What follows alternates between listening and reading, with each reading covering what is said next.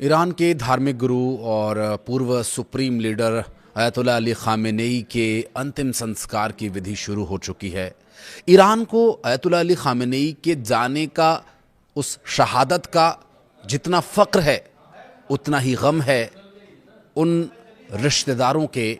उन नातेदारों के जो उनके करीबी थे, जो उनके दिल के बहुत करीब थे, उनके जाने का, जो नफ़रत का शिकार हुए। दरअसल अयतुल्ला अली खामेनेई साहब के अंतिम संस्कार की जो प्रक्रिया है वो 9 तारीख तक चलेगी, लेकिन उससे पहले जो तस्वीरें सामने आई, उन तस्वीरों को देख करके जो मनोभाव उमड़ रहे हैं लोगों के मन में, और 120 देशों का जो समर्थन इस वक्त ईरान को प्राप्त है, उसे शब्दों में बयां करना थोड़ा मुश्किल है, लेकिन मैं कोशिश करूंगा आपको बताने की कि आखिर वहां पर इस वक्त क्या चल रहा है, 9 तारीख तक कैसे ये अंतिम संस्कार की प्रक्रिया होगी। और सिर्फ अयतुल्ला अली खामेनेई साहब का वहाँ पर ताबूत नहीं था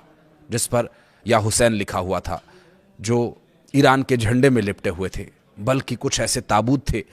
जिन्हें देखकर, जिन्हें छूकर हर कोई अपने मनोभाव को प्रकट करना चाह रहा है। जो ईरान के रहने वाले लोग हैं, उस 14 महीने की बच्ची जिसने शायद दुनिया में अभी कुछ देखा भी नहीं था, उसका ताबूत, अयतुल्ला अली खामेनेई साहब की बड़ी बेटी का ताबूत, उनके दामाद का ताबूत, जो इजराइल और अमेरिका के उस नफरत का शिकार हुए, उस पूंजीवादी मानसिकता का शिकार हुए, जो अपने देश के भविष्य को, अपने देश के अस्तित्व को मजबूत बनाए रखना चाहता है, बस इसी बात से नफरत है। लेकिन इस वक्त जो तेहरान में लोगों का आना जाना लगा हुआ है, जिस तरह से, चूंकि विदेशी मेहमान भी बहुत सारे वहां पहुंचे, भारत से भी एक प्रतिनिधिमंडल वहां पर गया अयतुल्ला अली खामेनेई के अंतिम संस्कार के लिए। वहाँ पर बहुत करीब 120 देशों का समर्थन है, तो बहुत सारे विदेशी मेहमानों के पहुँचने का सिलसिला भी है। और एक अंदाज़ा है कि 1.5 से 2 करोड़ लोग 9 तारीख तक वहाँ पर अयतुल्ला अली खामेनेई साहब के अंतिम संस्कार में शामिल होंगे। और ये जो पूरी प्रक्रिया है, इस दौरान जो सबसे मार्मिक तस्वीर थी वो उनके दामाद, उनकी सबसे बड़ी बेटी और 14 महीने की पोती जहरा मोहम्मदी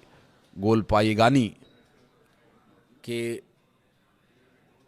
विषय को लेकर जो लोगों के भाव थे इस वक्त। अली लारिजानी साहब वहाँ पर मौजूद थे, अब्बास अरागची थे, मसूद पेजेशियाँ थे। चूँकि ये वो लोग हैं जो अयतुल्ला अली खामेनेई के साथ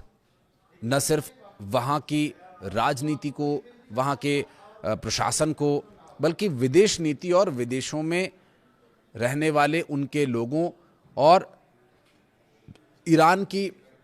जो एक धार्मिक मान्यता है उसे मजबूती से दुनिया में कैसे रखना है, ये उन्होंने खुमैनी साहब के बाद अयतुल्ला अली खामेनेई से सीखा और उसे अब तक निभाते आए हैं। और उन तस्वीरों से, हालांकि बहुत शब्दों में तो बयान नहीं किया गया, लेकिन उन तस्वीरों से जो भाव प्रकट हुआ वो ये प्रकट हुआ है कि इजराइल अमेरिका की इस नफरत का, अयतुल्ला अली खामेनेई की शहादत का न सिर्फ मुंहतोड़ जवाब दिया जाएगा, बल्कि उसके आगे झुकना तक भी गवारा नहीं है ईरान के इस वक्त जो सुप्रीम लीडर हैं उन्हें, और ईरान प्रशासन को, मसूद पेजेशियां, अली लारिजानी, चाहे जितने भी, अब्बास अरागची, जो भी लीडर्स हैं जिनके पास जो भी जिम्मेदारी है, वो अयतुल्ला अली खामेनेई के उस ताबूत को हाथ लगा करके अपनी जो श्रद्धांजलि अर्पित कर रहे हैं, वो तो एक विषय है ही, लेकिन इसमें एक बात और भी उनके भावों से प्रकट होती है कि ईरान झुकने वाला नहीं है। अपने अस्तित्व को लेकर वो लड़ाई लड़ता रहेगा, अपने विचारों, अपने अधिकारों के लिए बलिदान देने से तो पीछे नहीं हटेगा ईरान, लेकिन अपने दुश्मनों को मुंहतोड़ जवाब देने के लिए भी ईरान पूरी तरह से तैयार है। खामेनेई के पार्थिव शरीर को ईरानी झंडे में लपेटा गया, ताबूत पर लिखा था या हुसैन। नम आंखों के साथ विदाई देने की ये पूरी विधि है। दरअसल तेहरान की सड़कों पर जुटे लाखों लोगों का जो मन है वो इस वक्त भारी है, गमज़दा है, गमगीन है। क्या महिला, क्या पुरुष, क्या बच्चे, क्या बुजुर्ग, हर किसी की आंखें नम हैं। अयतुल्ला अली खामेनेई की शहादत पर वे जितना रोए थे, उतना ही अब इस अंतिम संस्कार की जो प्रक्रिया शुरू हुई है, जो 9 तारीख तक चलेगी, इस दौरान भी आंखें नम हैं। लेकिन दिल में एक फ़क्र है, दिल में एक गर्व है कि उनके सुप्रीम लीडर की शहादत ने उन्हें प्रेरित किया कि अपने देश, अपने विचार, अपने धर्म के लिए अडिग रहो, दुश्मन के आगे कभी मत झुको। छोटे से लेकर के बड़े तक हर किसी ने बलिदान देकर के यही संदेश देने का प्रयास किया है। ईरानी सत्ता के प्रतिष्ठान और शीर्ष नेता मोसाला परिसर पहुंचे थे। मोसाला मस्जिद से ही ये पूरी जो अंतिम संस्कार की विधि है इसकी शुरुआत हुई है। राष्ट्रपति मसूद पेजेश्कियां इस दौरान वहां मौजूद रहे। उनके विदेश मंत्री अब्बास अरागची, संसद के अध्यक्ष मोहम्मद बाकर गालिबाफ, मुख्य न्यायाधीश गोला मोहसेनी एजेई भी वहां मौजूद थे और वरिष्ठ अधिकारी मोहसिन रिजाई भी वहां पर दिखाई दिए।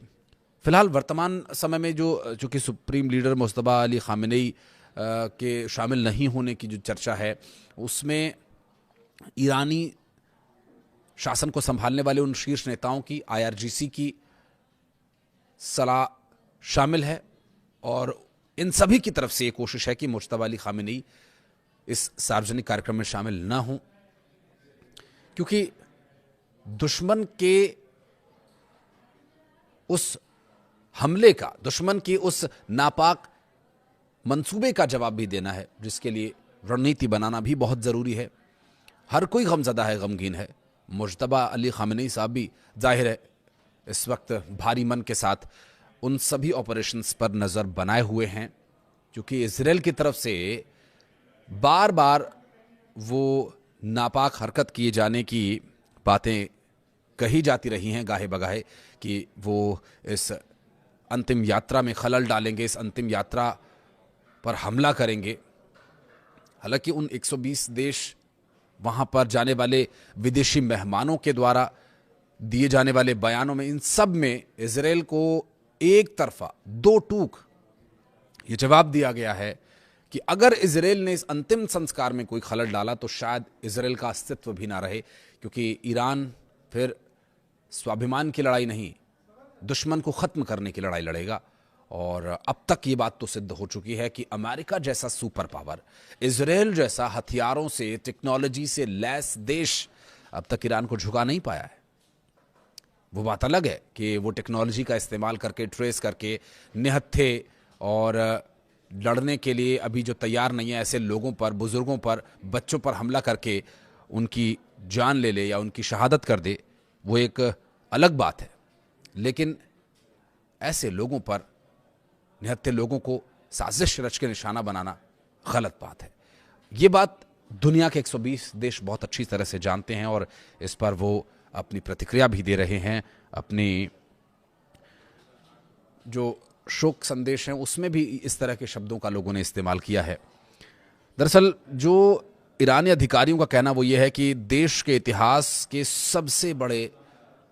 राजकीय अंतिम संस्कारों में से ये एक होगा और इस अंतिम संस्कार की विधि के लिए 30 से अधिक देशों के नेता प्रतिनिधि और 90 देशों के धार्मिक प्रतिनिधियों के शामिल होने की भी खबर है, जिसमें पाकिस्तान, रूस और चाइना समेत कई देश अपने प्रतिनिधिमंडल को भेजने की पुष्टि कर चुके हैं। साथ ही जो अब तक सामने आई तस्वीरें हैं जिसमें दिखाई दे रहा है कि अंतर्राष्ट्रीय स्तर से लेकर के ईरानी नागरिकों का जो जनसमूह वहां पर उमड़ रहा है और ये जो पूरी अंतिम संस्कार की विधि है, क्योंकि अब तक जो आंसू बहाए गए वो गम के थे, लेकिन अब जो आंसू बहाए जा रहे हैं वो